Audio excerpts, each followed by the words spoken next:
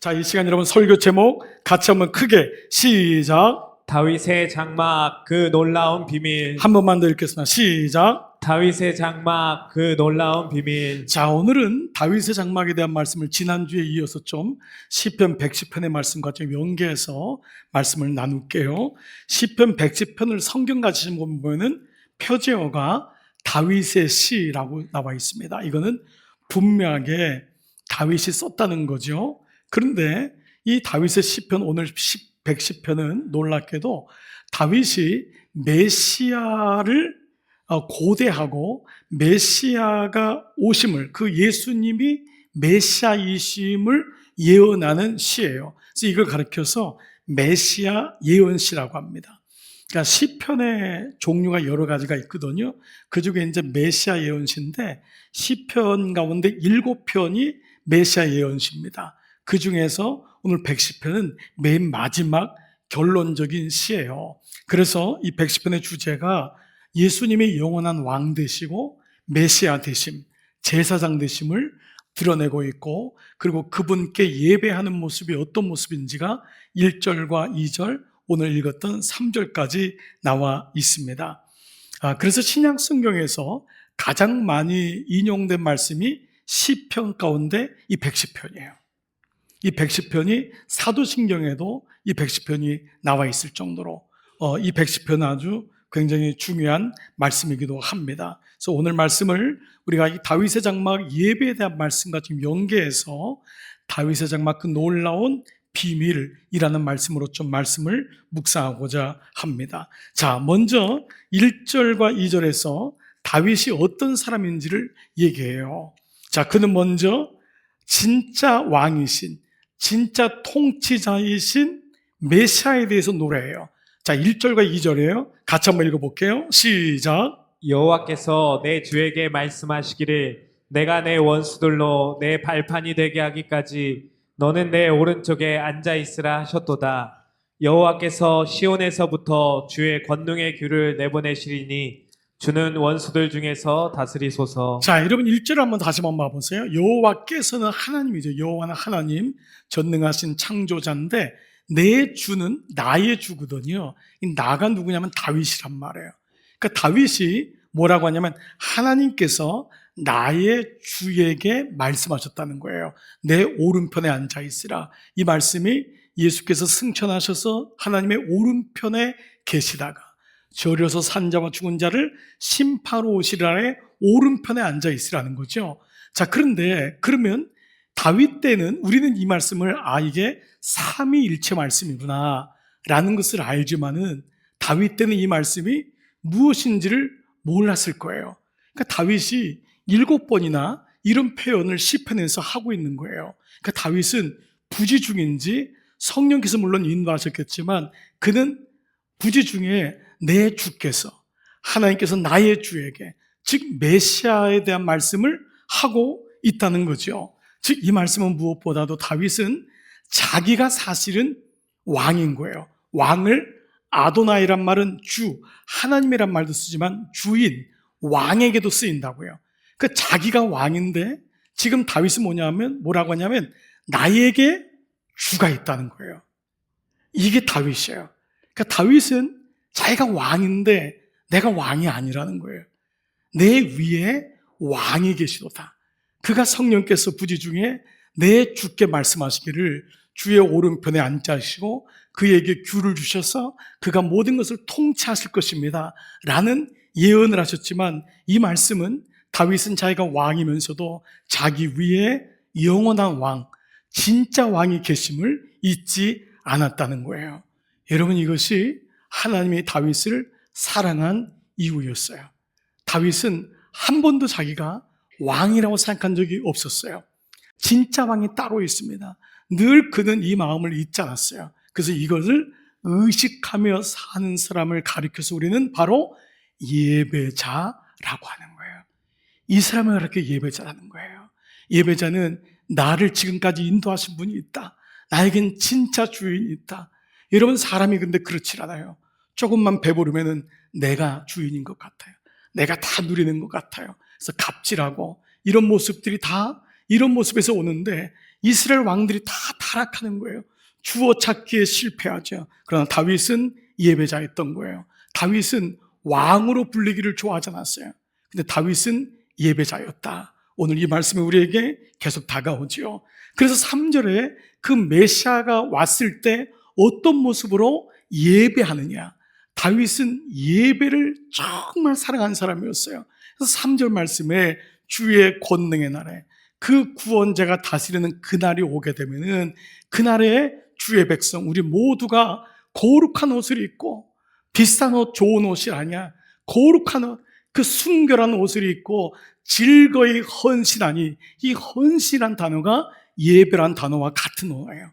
그가 주님께 즐겁게 예배하는 거예요. 근데 어떤 모습이냐면 새벽 이슬 같은 주의 청년들이 주께 나오는 것 같다는 거예요.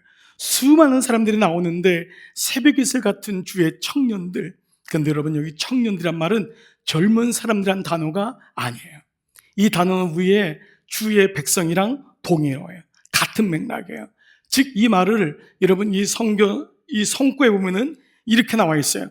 영원한 생명력으로 충만한 하나님의 백성들. 영원한 생명력으로 하나님이 주시는 은혜로 충만한 하나님의 백성들을 새벽 이슬 같은. 왜냐하면 이슬은 낮에는 없어 보이잖아요. 없어요. 다 말라 비틀어 없어요. 풀이 다 시들었어요. 근데 밤만 되면은 이슬이 생겨요. 그 이슬이 풀을 밤에 자라게 하는 거예요. 그 생명력 있는 그 은혜가 마치 새벽 이슬 같은 주의 청년들이 나와서 예배하는 모습이 바로 이와 같다라는 것을 오늘 3절에서 예배자의 모습을 보여주고 있죠. 다윗은 하나님 생각했는 거예요. 그러니까 어느 날 왕궁에 있는데 자기 집은 시편 말씀처럼 백향목에 있는 거예요. 근데 하나님의 법궤는 언약궤는 그 천막 안에 있으니까 너무 죄송한 거예요. 그래서 하나님께 성전을 지어드리겠다고 그랬더니 하나님 뭐라 그래요? 됐다. 괜찮다. 그리고 다윗의 마음을 그대로 받아요. 그리고 너 때 성전 안 지어도 된다. 그러시면서 물질은 다윗에게 다 주고 뭐라고 언약하시죠? 너를 왕조를 세우겠다. 너 같은 사람을 통해서 왕조를 세우겠다. 그리고 성령께서 다윗을 통해 고백하게 한 것처럼 메시아가 너의 뿌리에서 나오게 하겠다. 그래서 마태복음 1장 1절이 아브라함과 다윗의 자손 예수 그리스도의 세계라는 거예요. 여러분이 놀라운 은혜가 다윗을 통해서 있었던 거예요. 그런데 여러분 놀랍게도 이 다윗의 장막, 이게 다윗의 집에 있었던 그 텐트 안에 있었던 예배 처소잖아요. 근데 이 다윗의 장막은 이전에 구약에 있었던 모세의 성막하고는 달라요. 자, 이게 왜 다른지 한번 볼게요.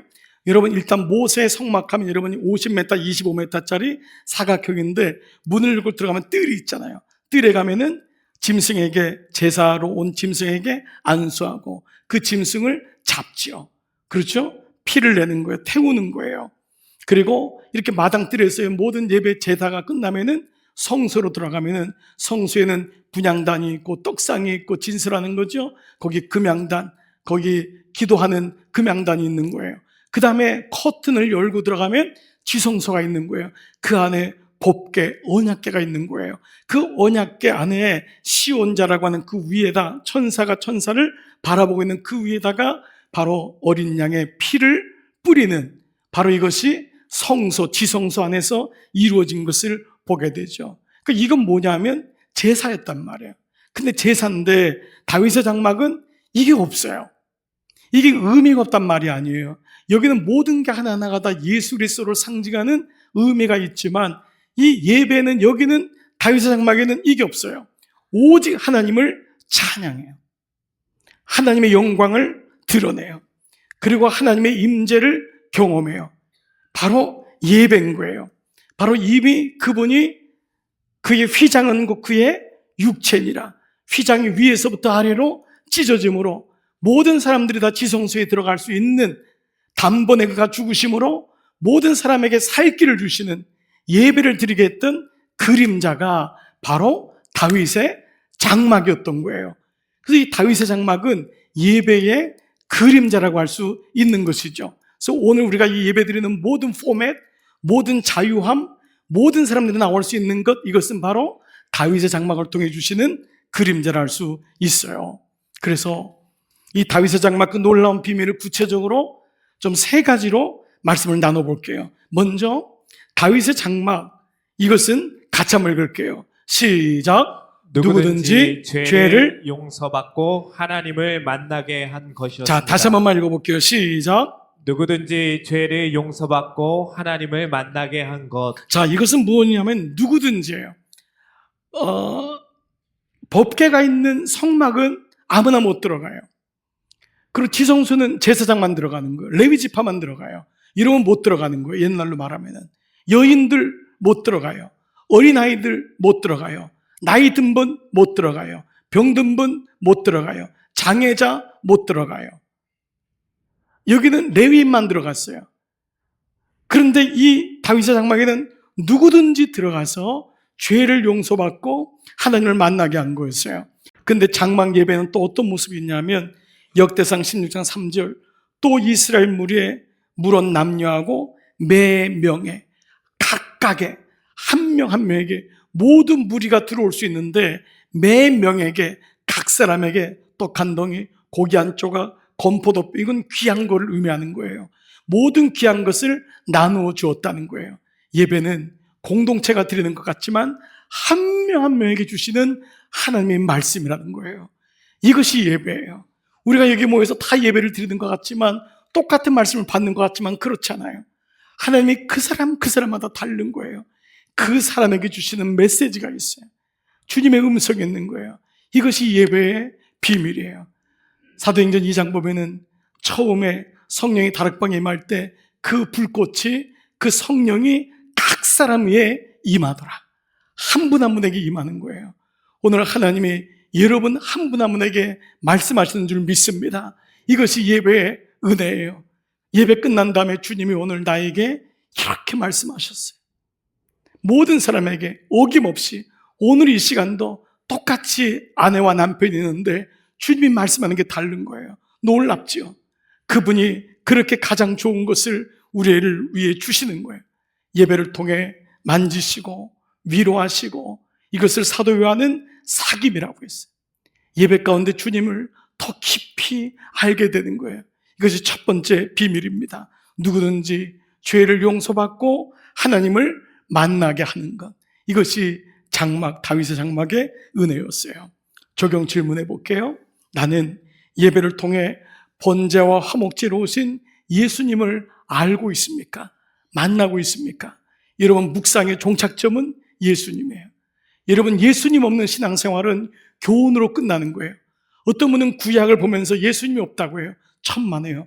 구약엔 너무도 많은 예수님이 있어요. 신약에는 말할 것도 없어요. 성경은 오직 한 분, 예수 그리스도를 말씀하고 있는 거예요. 모든 묵상은 예수님을 만나는 거예요. 예수님 없는 신앙생활은 거짓이에요. 예수님 없는 설교도 거짓이에요. 예수님이 없는 교회도 거짓인 거예요. 그래서 오늘 번제와 화목제로 오신 예수 그리스도, 그분을 만나는 거예요. 신앙은 그분을 인격적으로 만나는 거예요. 나와주는 게 아니에요. 나와주는 게 아니에요. 내가 오늘 한번 나가줄게, 이거를 예배라고 하잖아요. 여러분, 예배는 주님 앞에 나가 겸손히 엎드릴 때 주님이 나를 만나주시는 거예요. 인격적으로 주님이 내게 오시고 내가 그분의 임재를 경험하고 그분이 나를 만나주시는 이 은혜가 오늘 예배 가운데 여러분 가운데 있기를 축복합니다. 여러분, 예배를 통해 하나님의 만져주심을 경험하세요. 어떤 시간에 말씀이 나를 후벼 팔 때가 있어요. 말씀이 나를 너무 찌를 때가 있어요. 그 말씀이 나를 너무 감동시킬 때가 있어요. 그 찬양 때문에 붙잡힐 때가 있어요. 여러분, 어느 영역에서 하나님이 나를 만져줄지는 아무도 몰라요. 근데 그 말씀마다 하나님이 나를 만져주시는 거예요. 여러분, 이 은혜가 오늘도 여러분 안에 있음을 믿으시기를 축복합니다. 두 번째는 다윗의 장막은요, 다 같이 시작. 모든 사람들이 예배에 동참하게 한 것이었다는 거예요. 여러분, 이 말은 뭐 당연하지 않아요. 그렇게 여길 수 있습니다. 이 말은 무슨 말이냐? 예배에는 구경꾼이 없었다는 거예요. 적지 않은 사람들이 예배에 동참하지 않습니다. 예배에 들어오지 않습니다. 죄송한 어떤 사람 팔짱을 낀 채로 예배를 관망하는 사람도 있습니다. 어떡하나 보지 라고 하는 분들이 적지 않습니다. 다윗은 레위 지파가 아니었어요. 다윗은 세마포옷을 입었다 그랬어요.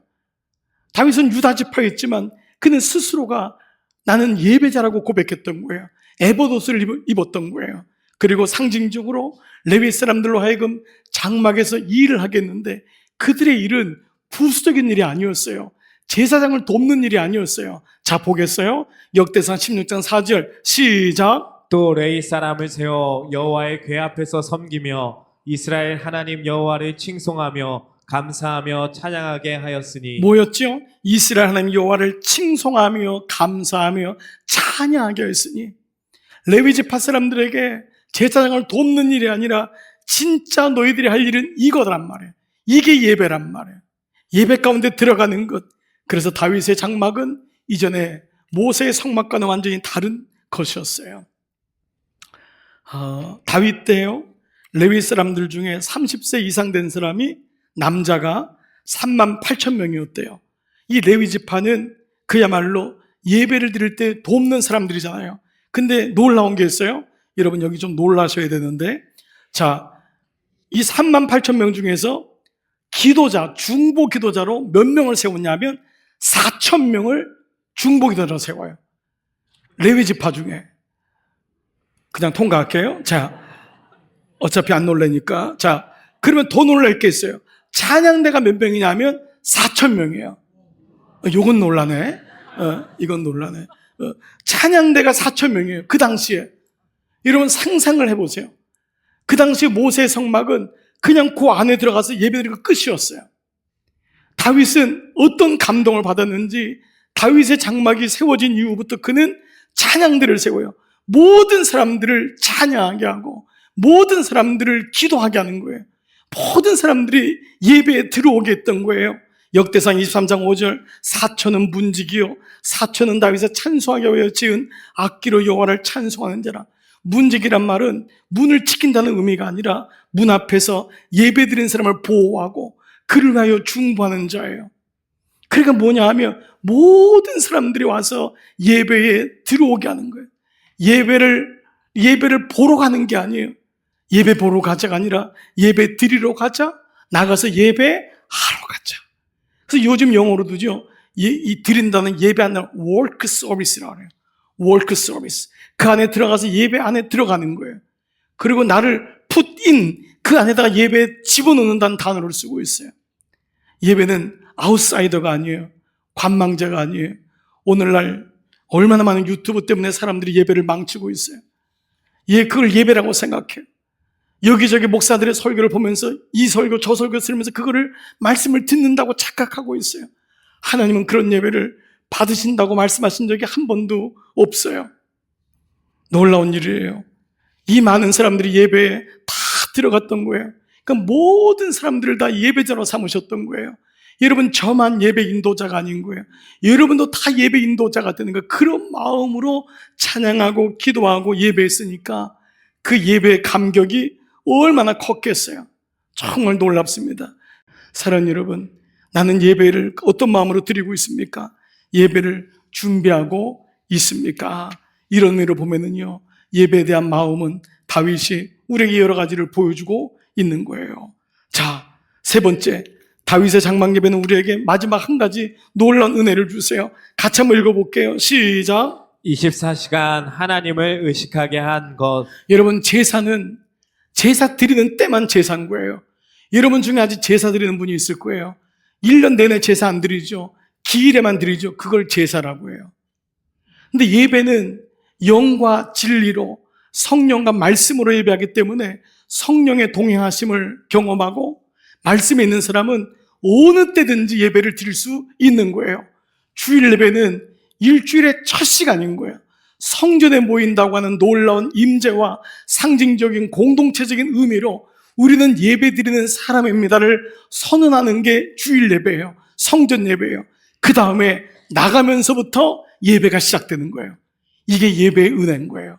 그러나 제사를 드리는 사람은 제사 지낼 때만 절합니다. 제사할 때만 양복 입습니다. 제사할 때만 그렇게 하는 거예요.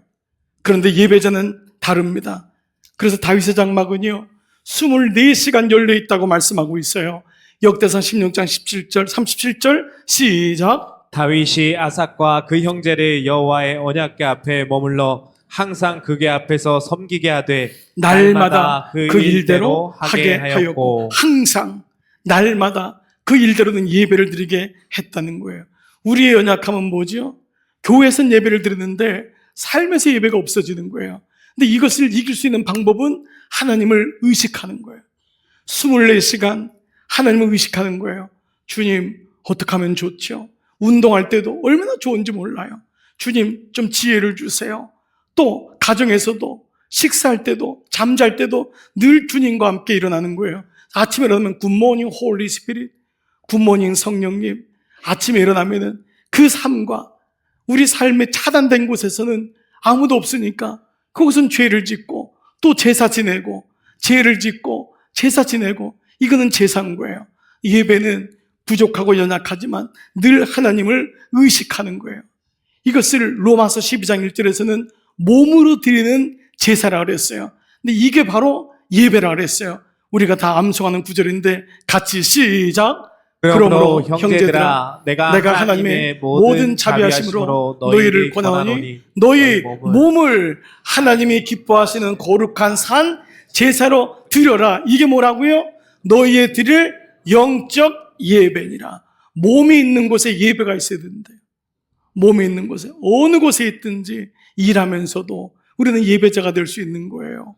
여행을 가면서도 예배자가 될 수 있는 거예요. 운동을 하시면서도 예배자가 될 수 있는 거예요. 어느 곳곳에 있을 때마다 예배자가 되면은 이때 우리는 무엇이 하나님의 뜻인지를 분별할 수 있게 되는 것이죠. 그렇습니다. 하나님은 다윗의 장막에 그 집을 너무 가고 싶어 하시는 거예요. 그래서 다윗의 장막이 아모스 9장 11절에서 다윗이 죽은 후 250년이 지났는데도 하나님 뭐라 하냐면 나 다윗의 장막집에 가고 싶다. 이게 하나님 마음인 거예요. 그 웅장한 솔로몬 성전이 아니라 나 다윗의 장막집에 가고 싶어. 여러분이 누추하거나 집이 작거나 이게 중요한 게 아니에요. 여러분의 마음속에 하나님을 예배하는 마음이 있으면 하나님이 내가 너와 함께 하기를 원한다. 내가 너의 집에 있기를 원한다. 그게 아모스 9장 10절 다윗의 무너진 장막집, 잊혀진 장막집, 그 장막집에다 틈을 세우고 회복되기를 원하신다. 그리고 예수님이 오신 다음에 초대교회 때 야고보 사도를 통해서 뭐라고 해요? 야고보가 깨닫는 거예요. 아, 성령이 너에게 임하시면 너희가 권능을 입고 예루살렘과 유대만이 아니라 사마리아와 땅끝까지 이르러 모든 열방이 나에게 예배하는 그날이 올 텐데, 그러면서 사도행전 15장 16절에서 아모스 9장 13절의 말씀을 우리에게 비춰주신 것이 초대교회 때의 말씀인 거예요. 이 말씀은 오늘도 유효한 것입니다. 주님이 오늘 다윗의 장막집을 찾기를 원해요. 여러분의 집은 다윗의 장막이 있나요? 여러분의 가정에는 다윗의 장막이 있나요? 여러분이 홀로 있는 그곳은 다윗의 장막이 있나요? 여기에는 놀라운 주님의 축복과 은혜가 있는 놀라운 역사가 일어날 줄 믿습니다.